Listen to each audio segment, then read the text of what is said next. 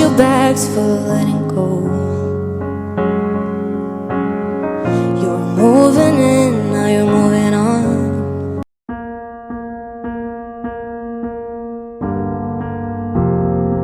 The Heartstrings song. Taiwan, with his robust, solid build and neat buzz cut, was the steady anchor of the family.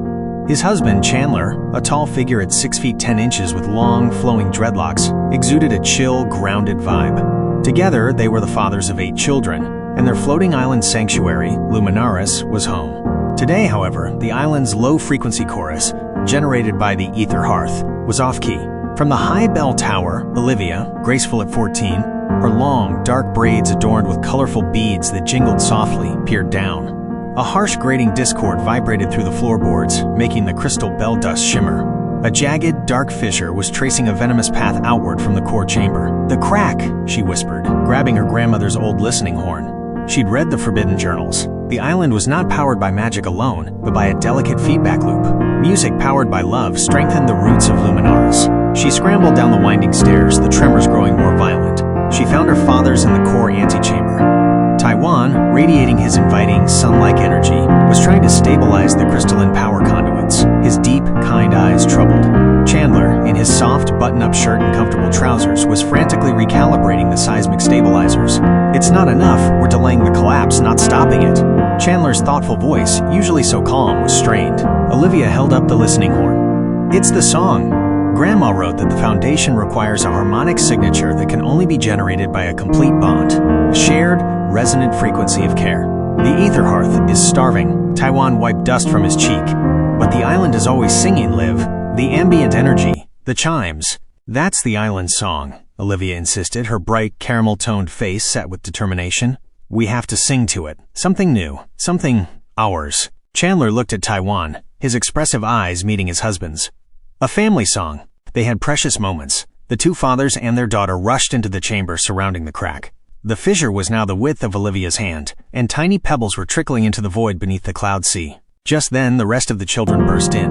Jamal, 16, tall and slender, his teal-tipped wavy hair bouncing, arrived, his oversized, paint-splattered hoodie clutched to his sketchbook.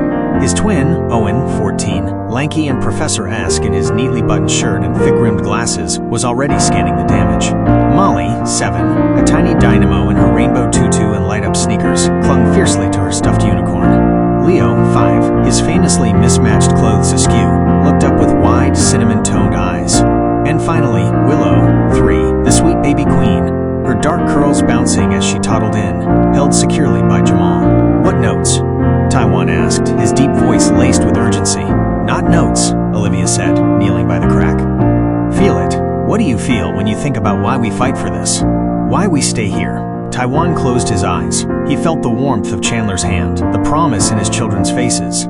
He began, a deep, earthy baritone, not a tune, but a foundational rhythm, like a steady heartbeat, radiating his strength. Chandler's voice wove in next, a smooth, high alto line that spoke of comfort, of the gentle hand that guided the children, of the quiet strength that kept their home vibrant. It was a melody of nurture, serene and expansive. Jamal, ever the artist, added a flowing, improvisational melody that spoke of boundless creativity. Owen, ever logical, contributed a steady, guiding harmony, focusing the energy.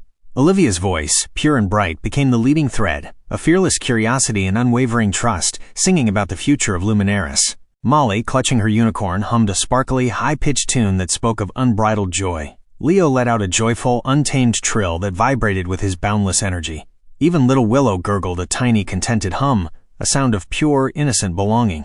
They poured their individual, genuine love, for each other, for their home, into the air. It was a raw, chaotic, deeply true piece of music from a family of 10. As their multiple melodies intersected, the grating sound from the fissure began to change. It softened, it faded, and then, a stunning golden-green light emanated from their overlapping notes and pulsed into the crack. They heard a sound like soft stone knitting together, a gentle, sustained ping.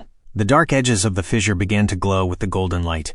The tremors stopped. When the light faded, the crack was gone. In its place was a seam of luminous, iridescent material, stronger and more vibrant than the original marble. Luminaris had been healed, and more importantly, fortified. The family stood together, Taiwan's arm around his husband Chandler, Jamal pulling Owen into a rare hug, Olivia beaming.